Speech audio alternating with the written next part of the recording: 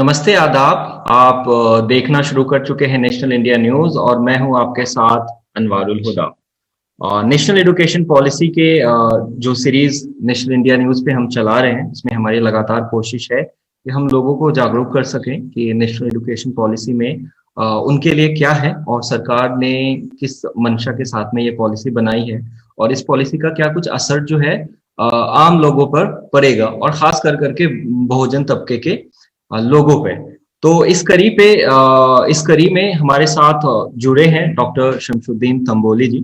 Doctor Tamboli जी जो है वो महाराष्ट्र पुणे से आते हैं और वो ऑर्गेनाइजेशन है प्रेसिडेंट ऑफ मुस्लिम मुस्लिम सत्य शोधक। ये ऑर्गेनाइजेशन में वो प्रेसिडेंट है और इसी के साथ और साथ में ही हमारे साथ जो दूसरी गेस्ट हैं वो है डॉक्टर मनीषा बांगर जी। डॉक्टर मनीषा बांगर जो है वो सोशल पॉलिटिकल एनालिस्ट हैं और बखूबी से जो हमारे दोनों गेस्ट हैं वो अपनी राय को हमेशा रखते आ रहे हैं। मैं आप दोनों का जो है इस लाइव जूम सेशन में आप दोनों का स्वागत करता हूं नेशनल इंडिया न्यूज की तरफ से। धन्यवाद। जी बिल्कुल। जो पहला सवाल है मेरा वो सीधा डॉक्टर शमशुद्दीन तंबोली जी से है। सर, मैं आपसे ये समझना चाहूंगा कि पहली बार जब आपने नेशनल एजुकेशन पॉलिसी का ड्राफ्ट पढ़ा तो वो पढ़ने के साथ में आपके जहन में क्या आया कि ये ड्राफ्ट क्या है, किसके लिए है? आप हमें अगर वो डिटेल में बताएं कि पहली चीजें जो आपके जहन में आए वो ड्राफ्ट पढ़ने के बाद। सर। तो सबसे पहले हमारा जो देश है, India is an ancient country but modern nation, और मॉडर्न नेशन की जो नींव है वो भारतीय संविधान है। और भारतीय संविधान के जो कोर एलिमेंट है कि जिसके अंदर सोशलिज्म और सेकुलरिज्म इसको बहुत मायने रखता है। लेकिन हमने ये देखा है कि आज जिन्होंने भी ये पॉलिसी को सामने रखा है, ना वो सोशलिज्म में फेथ रखते हैं ना सेकुलरिज्म ने। तो ये हमेशा कहते आए हैं कि इस देश का सोशलिज्म हमने खत्म किया है और अब हम सेकुलरिज्म को खत्म करने वाले हैं। तो पूरा ये 65 पेजेस का जो डॉक्यूमेंट है उसके अंदर ना सेकुलरिज्म का जिक्र है ना सोशलिज्म का जिक्र है। तो मुझे ये और एक दूसरी बात, इसके पहले वाला जो ड्राफ्ट था नेशनल एजुकेशन पॉलिसी का जो 1986 का था, उसके अंदर उन्होंने कोर एलिमेंट को इंट्रोड्यूस किया था जिसे हम गाभा घटक कहते हैं कि इस गाभा घटक के अंदर नेशनल इंटीग्रेशन हो, सेकुलरिज्म हो, प्लूरलिस्टिक सोसाइटी हो, साइंटिफिक टेम्परामेंट हो, ये सब बातों को 10 कोर एलिमेंट को इंट्रोड्यूस किया था। आज के इस नेशनल एजुकेशन पॉलिसी में ये 10 कोर एलिमेंट जो है कि आधुनिक भारत को निर्माण करने वाला और भारतीय संविधान को अपेक्षित समाज व्यवस्था निर्माण करने वाला वो गायब हो चुका है। और दूसरी बात यह है कि जो गवर्नमेंट आज इसको इंट्रोड्यूस करने जा रही है, परसों ही भारत के पंत प्रधान नरेंद्र जी मोदी ने ऐसा कहा है कि ये नेशनल एजुकेशन पॉलिसी हम 2022 से इंप्लीमेंट करने वाले हैं, इसके बाद और 2 साल के बाद। एक बात की मुझे खुशी हुई थी कि इसके अंदर जीडीपी का नियर अबाउट 6% जो ये है उसका इस्तेमाल करेंगे। तो मुझे ये नहीं लगता कि अगर से ये जो बातें है, कारोबार है, कि ये जो क्रेडिबिलिटी है कि पास्ट इवेंट्स के ऊपर निर्भर होती है। लेकिन ड्राफ्ट तो ठीक लग रहा है, लेकिन इस गवर्नमेंट की करनी और कथनी में बहुत सारा फर्क पड़ता है। इसलिए उसमें जो इस्तेमाल किए गए वर्ड्स है, मैं आपको पढ़कर बताऊंगा कि वो वर्ड्स ऐसे है कि the purpose of education system is to develop human beings capable of rational thought and action। तो अभी देखना पड़ेगा कि गवर्नमेंट कितना रैशनल है। possessing compassion and empathy तो कंपैशन और एम्पैथी की बात नेशनल एजुकेशन पॉलिसी में है, लेकिन आज जिस तरीके से एक डिस्क्रिमिनेशन का माहौल चल रहा है, वो पूरे के पूरा डिस्क्रिमिनेशन यहाँ पर हमें दिख रहा है। साइंटिफिक टेम्परामेंट की बात की गई है इसमें, और साथ ही इस पॉलिसी में creative imagination, sound ethical moorings value. The aims is to producing engaged, productive, and contributing citizens for building equitable, inclusive, plural society as envisaged in our constitution. अभी बातें तो बड़ी बड़ी की गई है, वर्ड्स भी बहुत बड़े बड़े इस्तेमाल किए गए हैं, लेकिन आमतौर पर हम जब इंडिया का माहौल अभी देख रहे हैं, उसे लग रहा है कि बातें बड़ी बड़ी हुई है। और एक देखो, मैंने और एक बात इसमें मैंने देखी, वो ये है कि वो कहते हैं कि हमारे प्राचीन परंपराओं को इसमें हमने स्थान दिया है। और प्राचीन परंपरा का जब जिक्र किया जाता है तो उसमें भास्कराचार्य का नाम है, आर्यभट्ट जी का नाम है, पाणिनि का नाम है, लेकिन इस प्राचीन संस्कृति के अंदर महत्वपूर्ण मायने रखने वाले ना चारवाक कहाँ दिखते हैं, ना बौद्ध की कहाँ पर सिक्वन है, ना महावीर दिखते हैं, ना बसवेश्वर दिखते हैं। तो मतलब ये है कि ये जो सेलेक्टिविज्म की जो बात हो रही है, मुझे लगता है कि वो इसमें पहले ही देखते समय ही ध्यान में आता है कि ये बनाते समय कुछ डिस्क्रिमिनेशन की बात हुई है। भारत जब स्वतंत्र हुआ तो हमारे पहले जो एजुकेशन मिनिस्टर थे मौलाना अबुल कलाम आजाद, उन्होंने जिस तरीके से एक सेक्युलर नींव रखी थी, जिसके अंदर उन्होंने मल्टीपर्पज स्कूल्स हो गए, आईआईटीज हो गए, संगीत एकेडमी होगी, नाटक एकेडमी होगी, बहुत सारे आयोग का उन्होंने स्थापना की थी, अडल्ट एजुकेशन था, एग्रीकल्चर को उन्होंने बहुत सारा इंपॉर्टेंस दिया था। और देश के निर्माण में एजुकेशन क्या मायने रखता है, इसका बहुत अच्छा एक प्रारूप रखा हुआ था। तो हम ये देख रहे हैं कि ये मौलाना अबुल कलाम आजाद का जो जन्मदिन है 11 नवंबर 2008 में हम नेशनल एजुकेशन डे के रूप में 11 नवंबर हम सेलिब्रेट कर रहे थे, लेकिन पिछले 6 साल से हम ये देख रहे हैं कि नेशनल एजुकेशन डे ही खत्म कर दिया है, तो उसके ऊपर डिस्कशन ही ना हो। दूसरा मायना मैं ये रखता हूं, जब भी कोई पॉलिसी सामने रखा जाता है, उसके अंदर एक तो ड्राफ्ट लोगों के सामने रखना चाहिए, वो रखा नहीं गया। उसके ऊपर डिबेट होना चाहिए, वो डिबेट भी नहीं हो गई। उसके ऊपर डिसीजन जो होना था, वो डिसीजन जिस तरीके से सामने लाया है ना, मतलब मुझे ये कहना है ड्राफ्ट, डिबेट, डिस्कशन के बाद डिसीजन होना चाहिए, लेकिन ये डिसीजन जो सौंपा जा रहा है, करीबन 2 लाख लोगों ने इसके ऊपर सुझाव दिए हैं चेंजेस लाने के लिए। मुझे लगता है कि ये सब बातों के ऊपर जो गहरे तरीके से अंदाज देना चाहिए था, फोकस करना चाहिए था, वो उसमें आया नहीं। दूसरी बात, मैं मुस्लिम सत्यशोधक का प्रेसिडेंट हूं, एक्टिविस्ट हूं। 2007 में मुस्लिम समाज के जो educational, economical and social problems है, उसको सामने लाने की बात जस्टिस राजेंद्र सच्चर साहब ने की थी, और उसी के साथ में 2007 में ही जस्टिस रंगनाथ मिश्रा आयोग कमीशन ने भी गवर्नमेंट के पास एक सिफारिश करने वाली कुछ बातें रखी थी।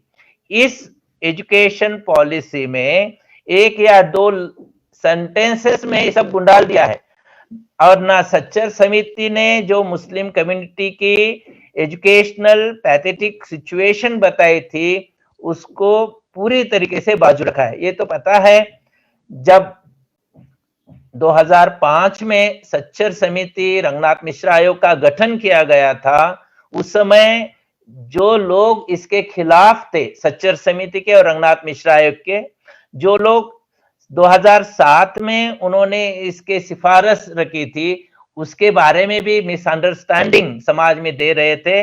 अब वो गवर्नमेंट है जो सच्चर को, न्यायमूर्ति रंगनाथ मिश्रा आयोग को अपोज करने वाले में थे। तो मुझे डर इस बात का लग रहा है कि मुस्लिम कम्युनिटी को किस तरीके से इस एजुकेशन पॉलिसी में एक वेटेज दिया जाएगा। दुर्भाग्य की बात मैं और एक बताना चाहूंगा इस बहाने, पिछले शुक्रवार के दिन रात में 8 बजे सुदर्शन चैनल जो है उसके जो सुरेश चौहान के संपादक है, उन्होंने पिछले शुक्रवार को जो मुस्लिम समाज से स्ट्रगल करने वाले डाउन ट्रेडन जो बच्चे हैं जो आईएएस एग्जाम दे रहे हैं, उनको उन्होंने आईएएस जिहाद कहा गया है। और साथ में उसे जो प्रशासन के अंदर की घुसखोरी की ऐसा, और उन्होंने ट्विटर करते समय पंतप्रधान को और आरएसएस को टैग किया था।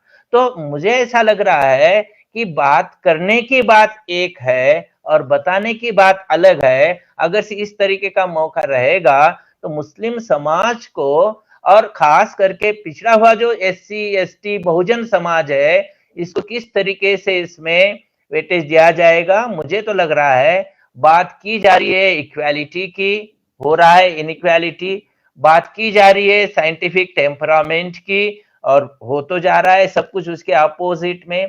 बात की जा रही है प्राचीन संस्कृति की और सामने तो लाया जा रहा है विशिष्ट, पूरा हिंदू समाज भी रिप्रेजेंट नहीं हो रहा है, तो विशिष्ट जो ब्राह्मणी कल्चर की जो बात है वो सामने लाने की बात हो रही है। इसलिए मुझे ऐसा लग रहा है कि ये जो नेशनल एजुकेशन पॉलिसी जो इसके बाद इंप्लीमेंट होने वाली है, उसमें समाज के अंदर बहुत सारा डिस्क्रिमिनेशन बढ़ सकता है, पोलराइजेशन हो सकता है, और ये जो एक हायर क्लास एक पैदा करने वाले हैं और उस क्लास को एक तरीके से समाज के ऊपर प्रभाव डालने वाला एक ग्रुप बनाया जाएगा और जो कोहेसिव ऐसी जो कल्चर की जो बात है वो बात इसमें आएगी, ऐसा मुझे नहीं लगता।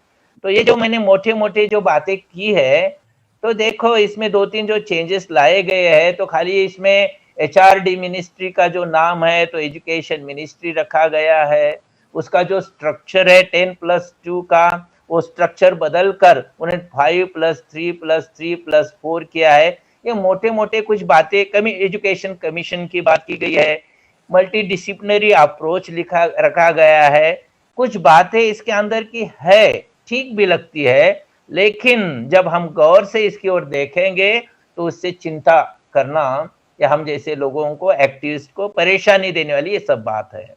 जी जी, बिल्कुल आपने बहुत ही अच्छे से इसको एक्सप्लेन करा है। और इसी से जुड़ा हुआ जो मेरा अगला सवाल है, पर वो सवाल पूछने से पहले मैं एक ब्रीफली एक चीज ऐड करना चाहूंगा कि जब भी हम ऐसे कोई पॉलिसी का वो गठन करते हैं, निर्माण करते हैं या काम करते हैं, उसका पर्पस ये होता है कि सारे जो जितने भी हमारे सोशल जो कम्युनिटी हैं, जो अलग अलग क्षेत्र हैं, जो अलग अलग वर्ग हैं, जो अलग अलग क्रीड हैं, जो अलग अलग कास्ट हैं, उन सब के लिए एक बैलेंस प्लेटफॉर्म हो जहां पे इनइक्वलिटी और अनइक्वल समाज को बराबर जगह दिया जाए। और उस तरीके का हमेशा जब हम पॉलिसी बनाते हैं तो इन चीजों का ध्यान रखते हैं, क्योंकि हमारी जो सोसाइटी है, जो कंट्री है, वो काफी प्लूरिस्टिक है और बड़ा अनइक्वल भी है और कई मायने में एक कम्युनिटी दूसरे कम्युनिटी से आगे पीछे है।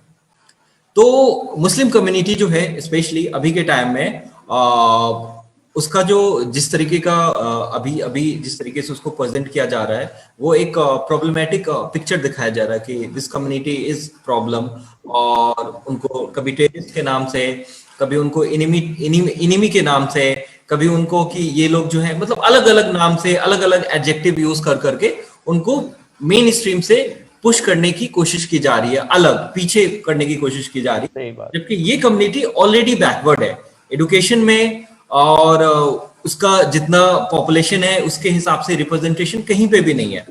तो उस मायने में मैं आपसे ये सवाल पूछना चाहूंगा कि ये जो एडुकेशन पॉलिसी है उसमें क्या कुछ स्पेस है मुस्लिम कम्युनिटी के लिए, और क्या इस कम्युनिटी को जरा से भी कहीं पर भी मतलब इसको एक्नॉलेज किया गया है तो वो हमें बताए, नहीं किया गया है तो क्या कुछ कमी है और किस तरीके से होना चाहिए, उस पे आप प्लीज हमें गाइड कीजिए। Doctor Shamsuddin sir. या मुझे ऐसा लगता है कि उन्होंने एक अंडर प्रिविलेज सेक्शन इतना ही कुछ कहा है, और जिसके अंदर एससी, एसटी, माइनॉरिटी इन सब लोगों को इंक्लूड किया गया है। लेकिन इन पिछड़े समाज के एक प्रोग्रेस के लिए, उनको मेन स्ट्रीम में लाने के लिए ऐसी कोई ठोस बात तो इसमें रखी गई नहीं है। अभी एक बात इसे है कि ये हम जो एससी हो, एसटी हो, ओबीसी हो, माइनॉरिटी क्लासेस हो, ये सब इंडियन सिटीजन्स है, और जो इंडियन सिटीजन्स को दिया गया है वो ये सब तबके को दिया गया है। लेकिन बात ऐसी है कि अभी की जो रेस होने वाली है वो स्ट्रॉन्ग सेक्शन और वीकर सेक्शन के बीच होने वाली है, और ये वीकर सेक्शन को और स्ट्रॉन्ग सेक्शन को एक साथ में खड़ा किया गया है। तो ऐसी कंपटीशन अगर से आप करेंगे तो नेचुरली इसके ऊपर जो जो जिसका प्रभाव पड़ेगा, जो इसमें सक्सेस होगा, वो स्ट्रॉन्ग सेक्शन होने वाला है। और फिर जो वीकर सेक्शन जो है, अंडर प्रिविलेज्ड सेक्शन है, वो और भी वो पीछे पड़ा जाएगा, और इन लोगों को सिर्फ एक चीज के तरह, ऑब्जेक्ट के तरह इस्तेमाल करने की पॉसिबिलिटी है। तो मैं तो ये अपील करना चाहूंगा कि treat a person as a person, not as an object.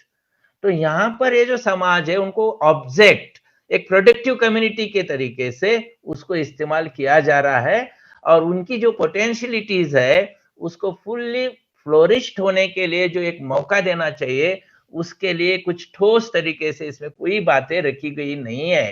तो इसलिए ऐसा लग रहा है कि आज जो एक माहौल बनता जा रहा है कि ये सब माहौल हिंदू राष्ट्र की ओर जाने वाला एक माहौल है, और हिंदू राष्ट्र भी कहते समय ऑल हिंदू कम्युनिटी इसमें रिप्रेजेंट नहीं कर रही है। इसके अंदर का एक थोड़ा एक 3-4% जो समाज है वो इसको रिप्रेजेंट कर रहा है कि वो मनमानी तरीके से दूसरे के माथे के ऊपर अपना जो एक जिसको भगवीकरण है वो थोपने की, हिंदूकरण है वो थोपने की कोशिश हो रही है। तो ये जो बातें आज बढ़ते जाने वाली है वो पूरी तरीके से हमारा जो भारतीय संविधान है और उसके जो मेन कोर एलिमेंट है उसको छेद देने वाले हैं। क्योंकि ये जो भारत की एक उन जो बुनियाद है, जो लोग है, इसके अंदर ये जो सेक्शन है, near about 80% of the population जो है ये एससी, एसटी, ओबीसी, माइनॉरिटी इन सब से जुड़ी हुई है, और इनके ऊपर अगर से हम अच्छी तरीके से ध्यान नहीं देंगे, उनका सिर्फ हम इस्तेमाल ही करेंगे, तो ये जो नेशनल एजुकेशन पॉलिसी है, जो हमारा एक ढांचा सामने रखा है, उसके ऊपर से एक उनकी नीयत क्या है ये एक्सपोज होते जा रही है, वो क्रेडिबिलिटी क्या है वो सामने आते जा रही है। और हम अगर से बात करेंगे सबका साथ, सबका विकास, सबका विश्वास, तो इसमें विश्वास दिलाने वाली जो बात है वो कहीं पर मुझे दिख रही है, ऐसा नहीं लगता। जी जी, बहुत जो 2-3-4 बातें आपने इसमें मेंशन करी है वो बड़ा इंपॉर्टेंट है। पहला चीज तो ये कि जो ह्यूमन रिसोर्स है हमारा, जो एक कम्युनिटी की या एक इंडिविजुअल की पोटेंशियल को एक्सप्लोर करने की बात होती है, उनको अपॉर्चुनिटी देने की बात है, इंस्टेड ऑफ दैट जो चीजें हो रही है कि उसका गलत तरीके से एक्सप्लॉयटेशन हो रहा है, उसको वो पूरे मौके नहीं दिए जा रहे हैं, और ह्यूमन रिसोर्स को एक ऑब्जेक्ट की तरह, एक कम्युनिटी को, एक इंडिविजुअल को एक ऑब्जेक्ट की तरह इस्तेमाल करने की कोशिश की जा रही है। तो चाहे वो मैनुअल लेबर की तरफ धकेला जाना हो, उनके इंटेलेक्चुअल जो डेवलपमेंट है उसको एक्नॉलेज नहीं करना या उसके लिए अपॉर्चुनिटी नहीं देना, उसके तरफ वो पूरा का पूरा क्लियर पिक्चर दिखाई दे रहा है इस पॉलिसी में। बट इससे थोड़ा सा अलग जाते हुए मैं डॉक्टर मनीषा बांगर की तरफ जाना चाहूंगा, और मैं उनसे समझना चाहूंगा कि हमारे समाज एक ऑलरेडी जो है एक पैट्रियार्कल सोसाइटी है, वहां पे ऑलरेडी लेयर्स ऑफ डिस्क्रिमिनेशन है। और एक तो पहला जो लेयर होता है वो इसमें कि आप मुस्लिम हैं, आप डिस्क्रिमिनेशन है आपके साथ में, जो कि हर लेयर पे वो विजिबल है। फिर उसके बाद अगर आप मुस्लिम वुमेन हैं तो आपका अनदर लेयर पे आपका डिस्क्रिमिनेशन है, और उसमें जो आपके लिए अपॉर्चुनिटी होती हैं, जो मौके होते हैं वो और कम हो जाते हैं। तो ये जो नेशनल एजुकेशन पॉलिसी है, और उसमें जो मुस्लिम वुमेन है उनको क्या कुछ सहना पड़ेगा, या उसके अराउंड अगर आप जो है हमें एक्सप्लोर कर करके बता सकें कि उनके लिए कितनी अपॉर्चुनिटी कम होगी, या उनको किस नए लेयर के, किस नए तरीके के प्रॉब्लम उनको फेस करने होंगे अगर जो हम प्रॉब्लम जो सर ने और हम पहले सेशन में जो हम प्रॉब्लम रेज कर चुके हैं उसको सॉर्ट नहीं किया गया। मनीषा मैम। सबसे पहले मैं बताना चाहूंगी कि जो हमारी समझ एजुकेशन को लेकर है वो बहुत ज़्यादा अलग है। हम सब की मतलब इस देश में जो बहुसंख्यक और बहुतांश लोग हैं और जिसका प्रचार प्रसार मीडिया करता है, उसने एजुकेशन को बहुत अलग तरीके से प्रेजेंट किया है और वो खास कर रहा है कि नौकरी पेशा और कंपटीशन इस तरीके से कुछ हद तक वो है भी, क्योंकि लिटरल एजुकेशन जब तक नहीं मिलेगा तो अगली बात होती नहीं है। लेकिन जो संविधान में मौजूद है, जो 1986 का मसौदा है एनईपी का, और जिस आधार पर इम्पार्टिंग एजुकेशन जो किया जाता है, जो प्रिंसिपल्स है उसके, वह कुछ ये 1950 से आए हुए प्रिंसिपल्स नहीं है, ये बहुत पहले से आए हुए प्रिंसिपल्स है। इसका जो मसौदा हमारे सामने आता है वो सोशल मूवमेंट्स के जरिए से आता है। वो अलग अलग जो पूरे तरीके से तब्दीली लाने वाले मूवमेंट्स रहे हैं वहां से आता है। चाहे आप अय्यंकाली का मूवमेंट ले केरला का, या आप फुले साहब का महाराष्ट्र का मूवमेंट ले ले, ये शिक्षा से ही शुरू होते हैं। और इनकी शिक्षा के मायने, नारायण गुरु की शिक्षा के मायने, अय्यंकाली की शिक्षा के मायने सिर्फ लिटरल एजुकेशन या अपने आप को नौकरी देने बस का नहीं है, तो इस देश की सामाजिक व्यवस्था जिसमें कि सबकी गुलामी उसमें जड़ी हुई है, उसको समझकर वो गुलामी को तोड़ने के, उस जंजीरों को तोड़ने के रास्ते उसमें हैं, यह उसका मतलब होता है। तो एक उदाहरण आपको देना मैं चाहूंगी। आपने डॉक्टर हूं मैं, और इस वजह से ये एक परिप्रेक्ष्य, एक पर्सपेक्टिव आपके सामने रखती हूँ, और वह ये है कि प्राय ये बताया जाता है कि भारत के ह्यूमन डेवलपमेंटल इंडेक्स जो है HDI, जिसमें कि भारत अभी न्यूनतम स्तर पे पहुंच चुका है, वहां पर इन्फेंट मोर्टेलिटी रेट और मैटरनल मोर्टेलिटी रेट का एक इंडिकेशन होता है, इंडेक्स होता है।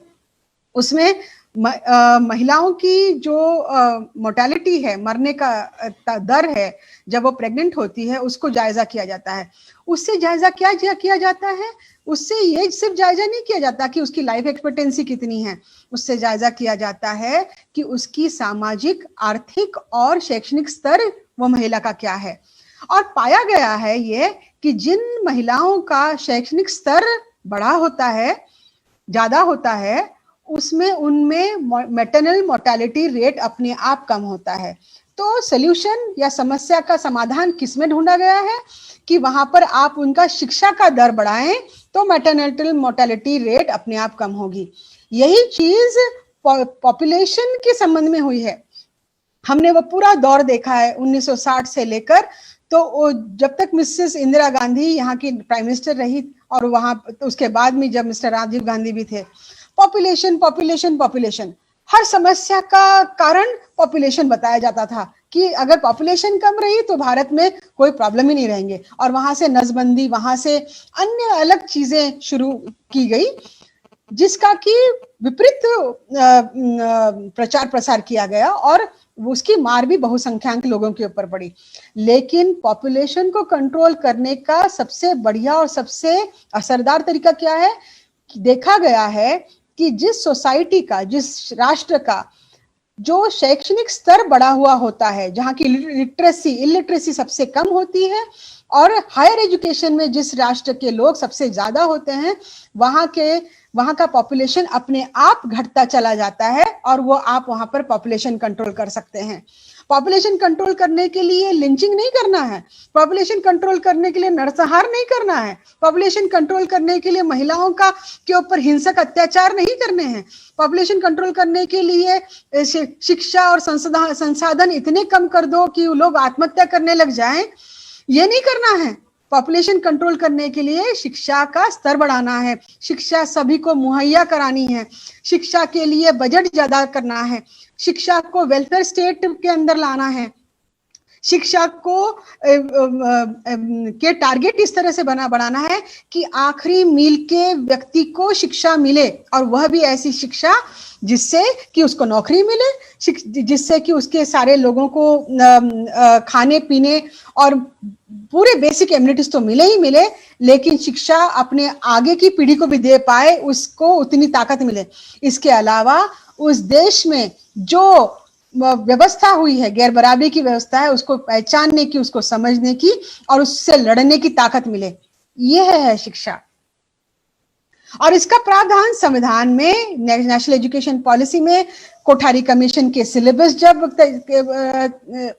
निर्धारित किया गया था, और अनेक कमिटियां जब इस देश के एचडीआई और सारे इंडाइसेस का आकलन करके किसी समाज का दर कितना बड़ा है, उन्नति के विकास कितना हुआ है, वो जब देखने जाता है तो इन चीजों का ये होता है।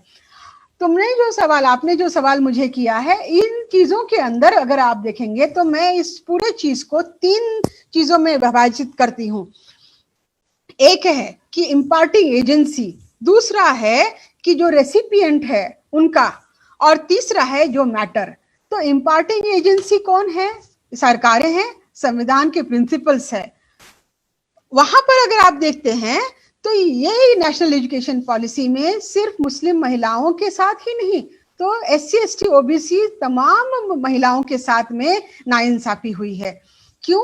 क्योंकि उन लोगों तक वो शिक्षा पहुंचेगी नहीं जिस तरह से इन्होंने पॉलिसी बनाई हुई है।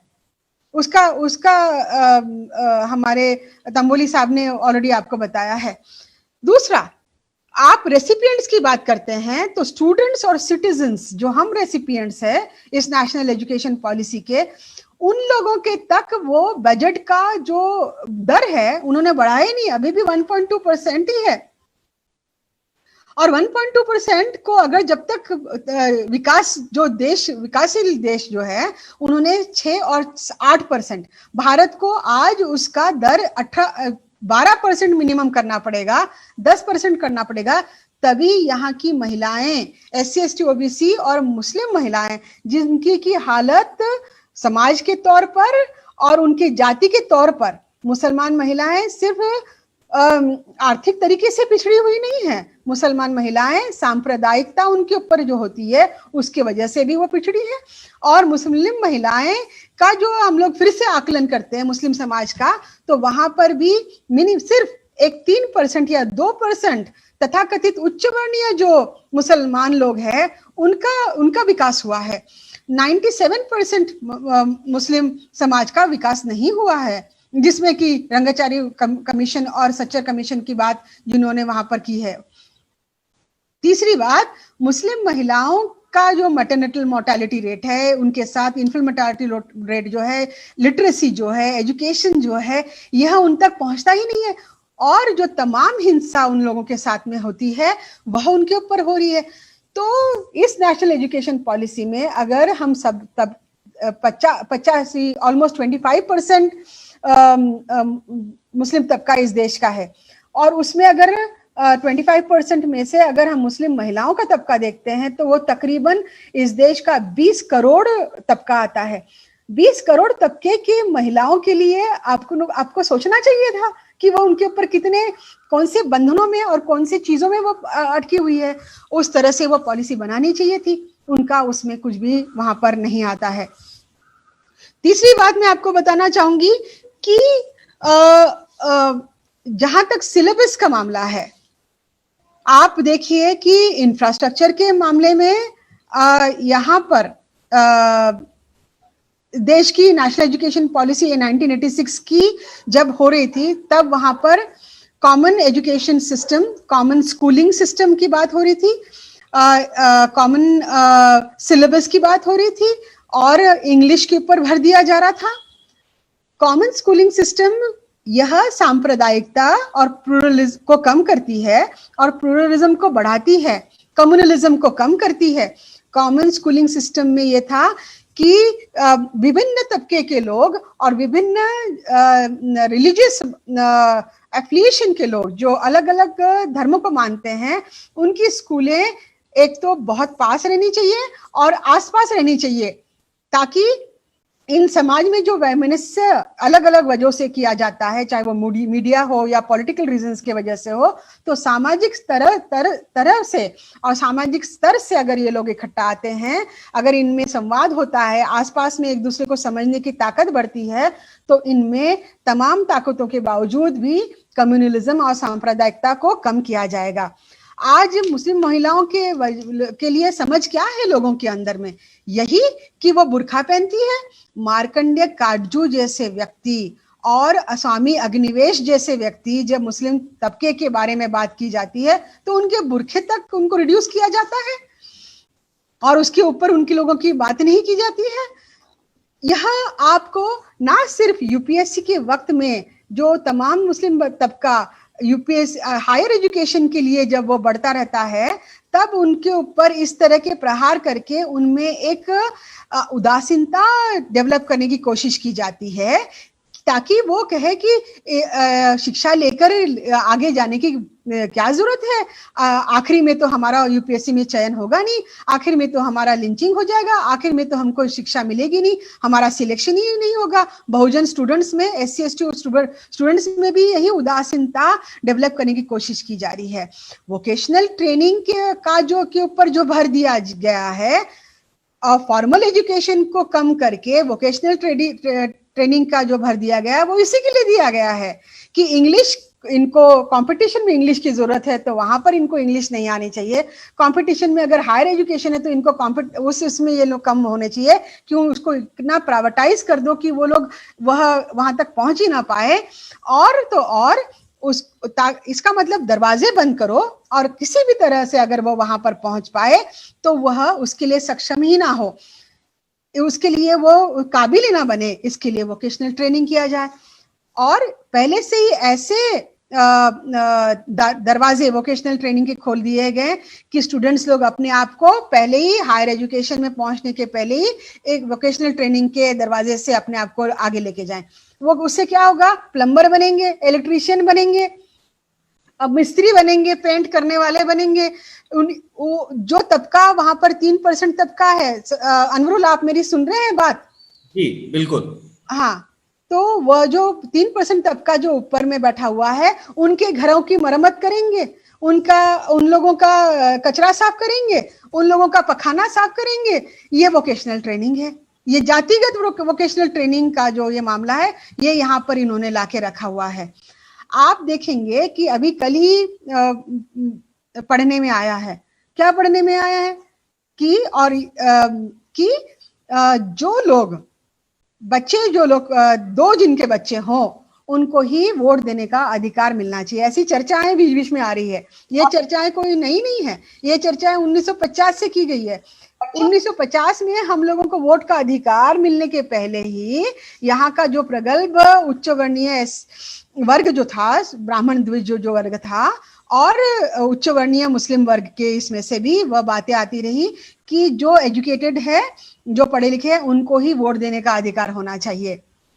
आज वो बात मैंने आपको पॉपुलेशन से जोड़ के बता दी। मुसलमान या हो या नॉन मुस्लिम तबका हो, उसमें उन लोगों के बच्चे ज्यादा होते हैं, उनका फर्टिलिटी रेट ज्यादा होता है जिन लोगों का शिक्षा दर कम होता है। फर्टिलिटी रेट को अगर कम करना है, बच्चे कम करना है, पॉपुलेशन अगर कम करना है, तो उसका मेन तरीका है कि शिक्षा मुहैया करनी होगी, शिक्षा देनी होगी, एजुकेशन फॉर ऑल करना होगा, सबको हायर एजुकेशन देना पड़ेगा। तो अब ये बात आती है कि दो बच्चे जिनके होंगे, किन लोगों के होंगे? जो जिनका शिक्षा दर कम है। शिक्षा दर कम करो, उन लोगों को कमजोर बनाओ, उन लोगों को ये करो और फिर उनके वोट के अधिकार के ऊपर आओ। और साथ ही में जैसे ही शिक्षा को कम करने के लिए कुछ साल नहीं लगेंगे, 2 या 3 या 5 साल लगेंगे, उसके बाद में जो RSS का एजेंडा है कि तमाम लोगों को आज वह SC ST OBC की तमाम पार्टियां, रीजनल पार्टियां, जहां पर मुसलमान और SC ST OBC अपने आप को असर्ट कर रहा है, वह उनके राजनीति को एक कॉम्प्रोमाइज की राजनीति बना रहा है। उनको समझौता करना पड़ता है, हमारे ऊपर डिपेंड करना पड़ता है। आज वो वोट बैंक की राजनीति क्यों ना हो, वो चलाना पड़ रहा है, लेकिन वह नहीं चाहते, वो पूरी तरह से एकाधिकार चाहते हैं। और उसका एक मूलभूत तरीका और फुल प्रूफ तरीका यह है कि वह आपका शिक्षा का दर कम करना चाहते हैं।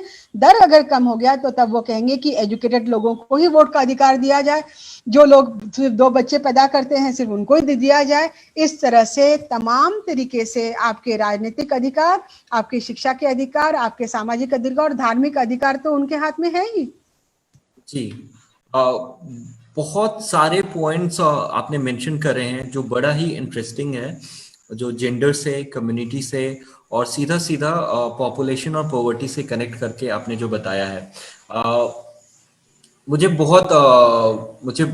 मतलब जो पॉवर्टी को यूजुअली हमारा जो तरीका है पॉवर्टी को समझने का, वो सीधा सीधा हम उसको पॉपुलेशन से करते हैं कि जो आप ज्यादा बच्चे पैदा करते हो इसलिए गरीब हो, और उसके बाद आप गरीब हो तो आप जो क्या कहते हो उतने पढ़े लिखे नहीं हो, उतने समझदार नहीं हो, तो आप इसके लिए एलिजिबल नहीं हो। तो जिस तरीके से आपने पूरा सम अप किया है कि ये जो नेशनल एजुकेशन पॉलिसी है वो एक तरीका है जिससे पहले तो वो आपको आपकी जो सोशल स्टेटस है उसको या तो मेंटेन रखेंगे या उसको नीचे रखेंगे, आपको ऊपर बढ़ने नहीं देंगे। दूसरा ये है कि अगर आप फिर उसके बाद जो अभी के टाइम में जो कास्टिस्ट और जो इस तरीके की एक्सट्रीमिस्ट फासिस्ट गवर्नमेंट है, वो उनके लिए ये भी बड़ा मुश्किल हो रहा है कि कुछ लोग बाहर जो बबल की तरह कुछ लोग नए लीडर, नए एक्टिविस्ट बहुजन कम्युनिटी से आ रहे हैं, अब वो उनको ये भी गवारा नहीं है, तो उस पे वो पूरा एक अधिकार अपना वो रखना चाहते हैं और वो चाहते हैं जी। और वो वही कि इसके इन तमाम रोडों के बावजूद, इन तमाम ऑब्स्टिकल्स के बावजूद मुस्लिम और तमाम जो माइनॉरिटी रिलीजन्स है उनमें का और बहुजन समाज का तबका तो बहुत ज्यादा पढ़ाई के लिए आंदोलन कर रहा है, आगे आ रहा है, और पढ़ाई किसी भी तरह से हासिल करना है, ये जज्बा उन लोगों में है। इस जज्बे को ही खत्म करना चाहते हैं इस जज्बे को ही खत्म करना चाहते हैं जी। और ये जरूरी है कि हम इस बात को जो है बार बार लोगों तक पहुंचाएं और लोगों भी इसको सुने और इस पे कुछ एक्शन ले, ताकि ऐसा जो मतलब ऑलरेडी जो कम्युनिटी बैकवर्ड है, डिस्क्रिमिनेटेड है, जो थोड़ा बहुत कोशिश कर रही है इंग्लिश के माध्यम से अपने इंटेलेक्चुअल जो उनके पिछले पढ़े लिखे लोग या लीडर्स जो उनको दे के गए हैं विरासत में, उससे अपने आप को आगे बढ़ाने की कोशिश जो कर रही है, जो अभी बहुत छोटी कोशिशें हो रही है, उसको भी खत्म करने की लगातार कोशिश कर रही है गवर्नमेंट। और ये नेशनल एजुकेशन पॉलिसी अगर जो एग्जीक्यूट हो गया और अगर जो आ गया, तो वो कंप्लीट आने वाले 5-10 साल में जो भी हम एक लीडरशिप देख रहे हैं, जो भी एक रेजिस्टेंस देख रहे हैं, और जो भी एक हम होपफुल हो रहे हैं कि अच्छी मतलब जो हमारी कम्युनिटी है, जो डिस्क्रिमिनेटेड कम्युनिटी है, जो पूरी के पूरी बहुजन तबका, वो किसी तरीके से अपना रिप्रेजेंटेशन पॉलिटिकली, सोशली और इकोनॉमिकली जो रिप्रेजेंटेशन है वो अपने आप का बेहतर करेगी,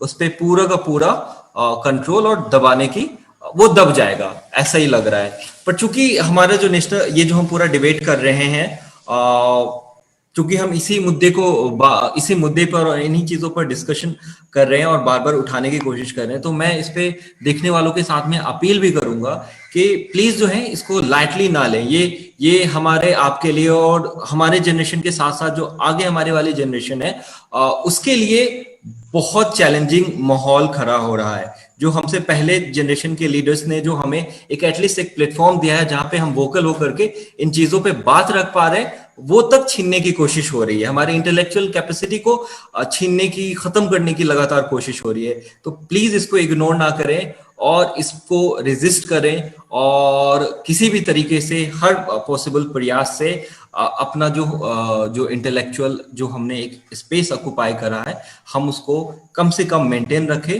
और हम अगर उसे अपलिफ्ट नहीं कर रहे, लेकिन हम इसको किसी भी सूरत में गवा नहीं सकते। हमें अपनी लीडरशिप, हमें अपनी कम्युनिटी को आगे ले जाना ही पड़ेगा, अदरवाइज कोई और दूसरा ऑप्शन नहीं है। पर इसी में आगे जो है मैं डिस्कशन को आगे बढ़ाते हुए डॉक्टर शमशुद्दीन तंबोली जी के साथ में एक सवाल पूछूंगा कि बहुत सारी बातें जो हैं इस सवाल से रिलेटेड डॉक्टर मनीषा वांगड़ ने ऑलरेडी हमारे सामने रखा है, पर मैं आपसे समझना चाहता हूँ कि जो हमारी ऑलरेडी डिस्क्रिमिनेटेड कम्युनिटी है, जो हर लिहाज से पिछड़ी वंचित समुदाय है, जिसमें अभी तक एजुकेशन सही से पहुंच भी नहीं पाया है, हर 1.5 किलोमीटर पे स्कूल खुल भी नहीं पाया, और स्कूल खुल गया है तो वहां पे शिक्षक नहीं है, इंफ्रास्ट्रक्चर नहीं है। तो इस तरीके की जो कम्युनिटी है, जो रिलीजियस, सोशल, इकोनॉमिकल माइनॉरिटी, जिनको उनके कास्ट के वजह से लगातार उनको पीछे ढकेला गया है, और वो इस पूरे एजुकेशन पॉलिसी को, वो उसको किस तरीके से ये पूरी नेशनल एजुकेशन पॉलिसी लेनी चाहिए, सर आपके लिए। मनीषा जी ने बहुत अच्छी तरीके से बहुत यहाँ पर बातें रखी हुई है, उन सब बातों से मैं 100% सहमत हूँ। अभी आपने जो एक मुद्दा, अहम मुद्दा रखा है, उसके बारे में मैं कहना चाहूँगा कि हमारे भारतीय संविधान में माइनॉरिटी क्लास के लिए जो भी अधिकार दिए हुए है, जो आर्टिकल 28 से 30 तक है, उस आर्टिकल्स को मद्देनजर रखते हुए जो बातें करना चाहिए थी, वो बातें कहाँ पर भी इस एजुकेशन पॉलिसी में आई हुई नहीं है। तो खास करके अभी ऐसा एक तजुर्बा है हमारे साथ में कि मैक्सिमम जो माइनॉरिटी क्लास के बच्चे ड्रॉप आउट्स होते हैं या तो स्कूल छोड़ा जाता है, उसकी 2 वजह है। एक वजह है डिस्क्रिमिनेशन और दूसरी वजह है non representation of minorities in their syllabus. तो सिलेबस में माइनॉरिटीज को जिस तरीके से एक वेटेज देना चाहिए थे, वो तो अभी पूरी तरीके से निकाल दिया है। और हिस्ट्री के जो बुक्स जिस तरीके से लाए जा रहे हैं और सो कॉल्ड रिसर्च को एनकरेज करने के बाद उसको ज्यादा एक वेटेज देकर कौन सा रिसर्च यहाँ पर लाया जाने वाला है, ये भी बहुत अहम मुद्दा रखा जाता है। क्योंकि ऐसे एक अभी का जो नेशनल एजुकेशन पॉलिसी है, उसमें हायर एजुकेशन के लिए कमीशन तो सेपरेट रखा गया है, एजुकेशन कमीशन, और ये जो ऑटोनॉमी के नाम पर हायर एजुकेशन के 3 ग्रेड्स बनाए जा रहे हैं। उसमें का जो ए ग्रेड के जो एजुकेशन है, उसमें पूरी तरीके से एजुकेशन रिसर्च को उन्होंने मान्यता दी हुई है, और बी जो ग्रेड है उसको टीचिंग और एकेडमिक बातों को उन्होंने बी ग्रेड दिया है। और जो अभी मनीषा जी ने जिसका जिक्र किया वोकेशनल कोर्सेस को, उसको सी ग्रेड दिया गया है। मतलब जो समाज पिछड़ा हुआ है वो तो सबका सब सी ग्रेड के अंदर ही सीमित रह जाएगा। रिसर्च के अंदर जो जाने वाले लोग हैं वो अशरफी लोग रहेंगे, वो हायर क्लास लोग रहेंगे, और उनके तरीके के जो रिसर्च मेथोडोलॉजी है उसका इस्तेमाल करके वो जो रिसर्च है हमारे माथे पर थोपा जाने वाला है। तो ये भी जो डिस्क्रिमिनेशन इस पॉलिसी में दिखा जा रहा है वो हमें गौर से देखना पड़ेगा। दूसरी बात, इसमें ज्यादा से ज्यादा महत्व जो दिया गया है वो कंपटीशन को दिया गया है, लेकिन हमारे समाज की अवस्था ऐसी है, रचना ऐसी है कि यहाँ पर कंपटीशन के बजाय कोऑपरेशन को ज्यादा अहम महत्व देना चाहिए। और जब कोऑपरेशन रहेगा नीचे वालों को ऊपर उठाने वाला, तो ही यहाँ पर एजुकेशनल प्रोग्रेस हो सकती है, और अच्छी तरीके से ये जो क्लास है वो वहां पर कंट्रीब्यूट कर सकता है, ना कि सिर्फ अपने खुद के भलाई के लिए, बल्कि देश के भलाई के लिए, इंसानियत के भलाई के लिए अगर से किसी में योग्यता दिलाना है तो वो एजुकेशन के थ्रू दिलाई जाती है। अगर से किलिंग इंस्टिंक्ट रखकर इस समाज की ओर देखेंगे तो नेचुरल रिसोर्स ही एक तरीके का जो है उसको हम एक तरीके से बाजू रखा जा रहा है। तो मुझे अभी और एक मेरा ऑब्जर्वेशन ऐसा रह चुका है कि आज तक जो भी एजुकेशनल पॉलिसी सामने आई थी उसके अंदर वोट बैंक पॉलिटिक्स कभी दिखा नहीं था, लेकिन अभी का जो नेशनल एजुकेशन पॉलिसी है 2020 का, उसको वोट बैंक को मद्देनजर रखते हुए पेश किया गया है। विशिष्ट क्लास को इनकरेज करना है, विशिष्ट क्लास को डिस्करेज करना है, और ये करते हुए एक जो नॉन पॉलिटिकल आइडेंटिटी रखने वाला जो एजुकेशन था उसको पॉलिटिकल इसमें स्पेयर में लाकर उसको भी एक वोट बैंक का एक स्रोत बनाने की कोशिश की गई है। और एक मुझे यहाँ पर जानबूझकर एक बात रखना चाहिए, जो हम पिछले कई साल से इसके बारे में डिमांड कर रहे हैं कि डॉक्टर बाबा साहेब आम्बेडकर ने जब फ्री एंड कंपल्सरी एजुकेशन की बात की थी तब उसमें उन्होंने 0 to 14 एज ग्रुप की बात की थी। 0 to 14 एज ग्रुप के अंदर जो लोअर केजी है, अपर केजी है, बालवाड़ी है, आंगनवाड़ी है, इन बच्चों को भी एक तरीके से एजुकेशन में कुछ ना कुछ करना चाहिए था। लेकिन अब तक अभी भी जो अमेंडमेंट हुई थी 21 आर्टिकल में कि जिसके अंदर फिर से 6 to 14 एज ग्रुप के बच्चों को फ्री एंड कंपल्सरी एजुकेशन की बात रखी हुई है। तो मैं ये कहना चाहूंगा कि बच्चे का जो, आप तो मनीषा जी जो डॉक्टर है वो अच्छी तरीके से इसको पेश कर सकते हैं कि जो ब्रेन का डेवलपमेंट होता है वो अर्ली एज में होता है। जो पैदा होने के बाद 2-2.5 साल में बहुत सारे उसके फैकल्टीज ब्रेन के वो डेवलप होते। लेकिन हमारे गवर्नमेंट ने ये जो एज ग्रुप है जो 0 से 6 इस दरमियान का है उसको पूरी तरीके से वो बेदखल किया है। ये भी मुझे लगता है कि ठीक से बात नहीं है। तो अलग अलग तरीके के ये जो डिस्क्रिमिनेशन हमें दिखाई दी जा रही है उसका असर जो है वो असर पिछले ये जो हमारा समाज है, एक तरफ से हम अंत्योदय की बात करते हैं, सर्वोदय की बात करते हैं, लेकिन जो अंत में है उसको फिर से अंत में रखने वाली जो पॉलिसी है वो पॉलिसी इस एजुकेशन पॉलिसी के अंदर से हमें दिख रहा है। ये मेरे लिए बहुत खतरनाक बात है। जी जी जी बिल्कुल। और मनीषा बांगर जी, आपका क्या समझ है कि जो एज ग्रुप को लेकर के सर ने बात कही है और उसमें जिस तरीके से कोई एम्फेसिस नहीं है? हाँ हाँ बिल्कुल भी मुझे लगता है कि ये 0 to 14 होना ही चाहिए। उससे क्या होगा कि जो हमारा जो चाइल्ड मोर्टेलिटी रेट है वो पूरा तबका 0 से लेकर 6 साल की उम्र तक वहां पर का जो चाइल्ड मोर्टेलिटी रेट है इस देश का बहुत ज्यादा है। उनको पूरी तरह से इंक्लूड किया जा सकता है, ना सिर्फ एजुकेशन के लिए लेकिन उनकी जो न्यूट्रिशनल डेवलपमेंट के लिए, उनके एक तरीके के स्वास्थ्य के लिए, क्योंकि वह उस समय आज भी भारत का देश ये बहुत बड़ी बड़ी बखार रहे हैं विकास और सुपर पावर। ये ऐसा सुपर पावर कहाँ का सुपर पावर है पता नहीं, कि जहां पर इन्फेक्शियस डिजीजेस मतलब पानी का इन्फेक्शियस होना और गंदे पानी की वजह से और साफ सुथरा नहीं होने की वजह से तमाम बीमारियां हो रही है। मतलब इस देश में हमने we have not been able to contain even the basic minimum things, साफ पानी और साफ सुथरा सराउंडिंग्स।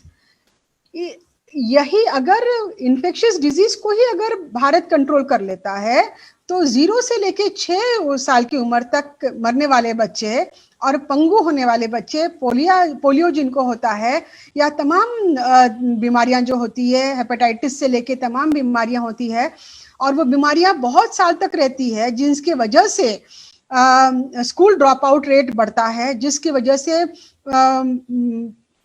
माता पिता को इतना पैसा खर्च करना होता है कि शिक्षा लेना या शिक्षा उनको मुहैया करना ये लास्ट प्रायोरिटी हो जाती है।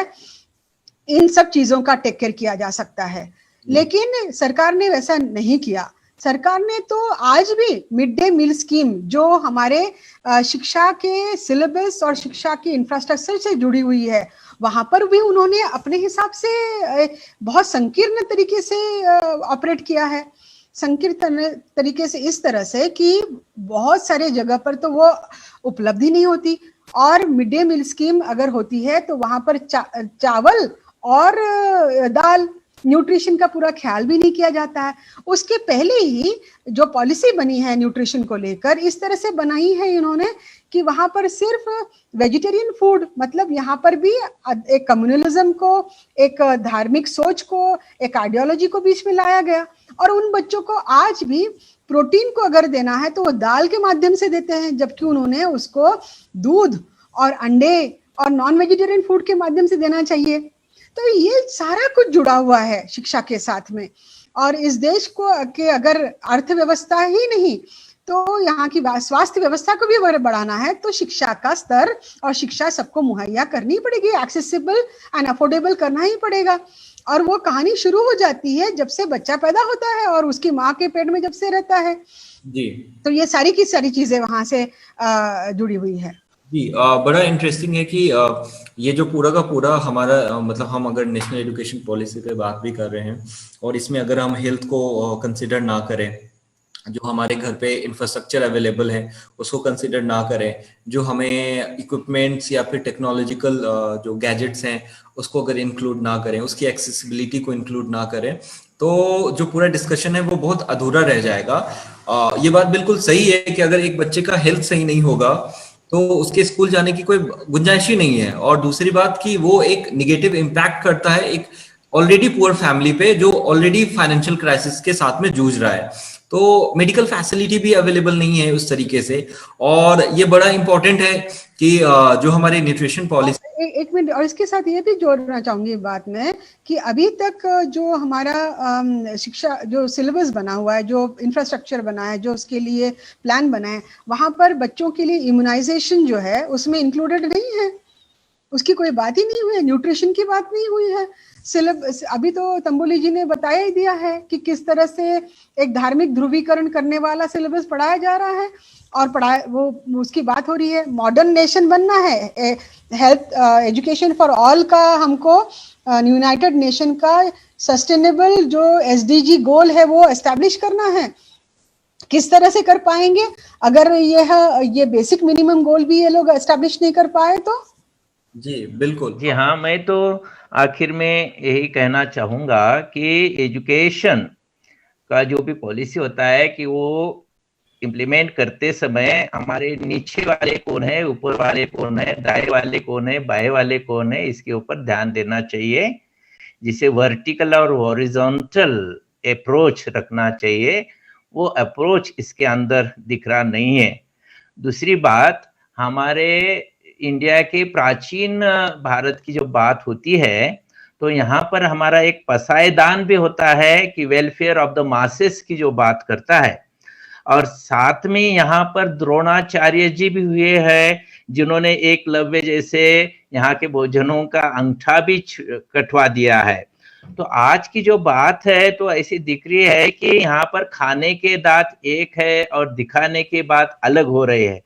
तो जिसे हम कहते हैं कि पसायदान की बात की जा रही है, वेलफेयर ऑफ द मासेस, लेकिन इन एक्शन में जो है तो द्रोणाचार्य की जो एक्शन है वो करने का एक मकसद इसके पीछे दिखा हुआ है।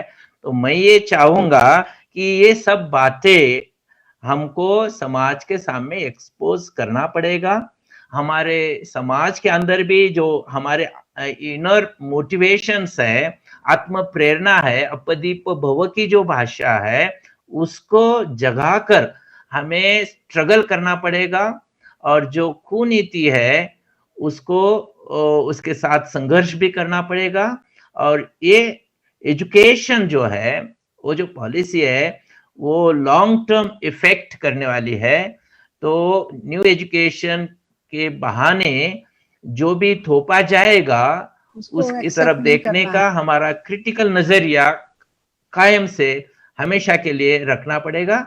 और ये जब हम तक नहीं करेंगे तब तक डॉक्टर बाबा साहेब अम्बेडकर को जिस तरीके और संविधानकर्ताओं को जिस तरीके का समाज निर्माण करना था वो करने में हम कामयाब नहीं होंगे। संविधान यह हमारा देश का ग्रंथ है और उसको सामने रखकर ही हमारी एजुकेशन पॉलिसी जब आएगी तभी उसका सब स्तर पर से स्वागत किया जाएगा। जी thank you so much doctor Shamsuddin ji, आपने जिस तरीके से इसको कंक्लूड करा और जिस तरीके से आपने पूरे के पूरे डिस्कशन को ब्रीफली प्रेजेंट करा हमारे सामने। हमारी जो नेशनल इंडिया न्यूज़ है उसकी एक्चुअली में कोशिश यही है कि हम जो है ये पूरा का पूरा जो डिस्कशन है, जो डायलॉग है और जो पूरी की पूरी जो पॉलिसी है उसको हम लेयर बाय लेयर उसको एनालाइज करें, उसमें क्या खामियां हैं, क्या दिक्कतें हैं, उसको सामने लेकर के आए, किसको फायदा होगा, किसको फायदा नहीं होगा, किस एजेंडा के साथ में आ रहा है, उसको लेयर बाय लेयर उसको लोगों के सामने रखना। हम इसीलिए ये पूरा का पूरा सीरीज और ये कोशिश कर रहे हैं ताकि जिनके लिए पॉलिसी, जिनके लिए कहा जाता है कि ये आम जनता के लिए पॉलिसी बन रही है, तो आम जनता को मालूम होना चाहिए कि वो पॉलिसी क्या है और उनको ये पॉलिसी किस तरीके से अफेक्ट करेगी। और आप दोनों का हमारे साथ जो है वो जुड़ने के लिए बहुत बहुत धन्यवाद। डॉक्टर मनीषा बांगर, जिस तरीके से आपने अलग अलग जो सोसाइटी थी और अलग अलग जो हमारे सेक्टर हैं, हेल्थ सेक्टर, पॉपुलेशन, जेंडर, और उसका जो एनालिसिस पेश करा है और जिसको आपने उस तरीके से कनेक्ट करा है, उसके लिए धन्यवाद। डॉक्टर शमशुद्दीन जी, जिस तरीके से आपने लेयर बाय लेयर प्रॉब्लम्स बताए और जिस तरीके से आपने एक्सपोज करा है कि इसके पीछे की क्या एजेंडा है और किस तरीके से आपने बड़ा खूबसूरती से एकलव्य का एग्जाम्पल देकर के सारी बातें बिल्कुल मतलब एक लाइन में आपने जिस तरीके से समराइज कर दिया, उसके लिए आपको बहुत बहुत धन्यवाद। हम इस तरीके की चर्चाएं जो हैं वो आगे भी हम जारी रखेंगे। हम और भी अलग नेशनल एजुकेशन पॉलिसी पे हम और भी एपिसोड्स लेकर के आएंगे और भी सीरीज लेकर के आएंगे और ये जो चर्चा है हम लगातार जारी रखेंगे। और हम लोगों से अपील करेंगे कि जितने भी दर्शक इसको देख रहे हैं वो इस बारे में क्या सोचते हैं, क्या समझते हैं, वो हमें कमेंट में लिख कर करके जरूर बताएं। और नेशनल इंडिया न्यूज़ जो पूरी की पूरी न्यूज़ चैनल है वो लगातार कोशिश करेगी कि जो आपके सवाल हैं, आपके मन में जिस तरीके के सवाल आ रहे हैं इस एजुकेशन पॉलिसी को, उसको एड्रेस करें। उसके सामने जो है वो पूरा अलग अलग गेस्ट और अलग अलग स्पीकर के माध्यम से हम उसको आपके सामने लेकर करके आए। आप देख रहे थे नेशनल इंडिया न्यूज़ और मैं हूं अनवारुल हुदा और आप सभी का हमारे धन्यवाद, धन्यवाद, बहुत बहुत धन्यवाद आपका। सब्सक्राइब नहीं किया है तो प्लीज़ सब्सक्राइब कीजिए और ताज़ा अपडेट पाने के लिए बेल आइकन को दबाना ना भूलें।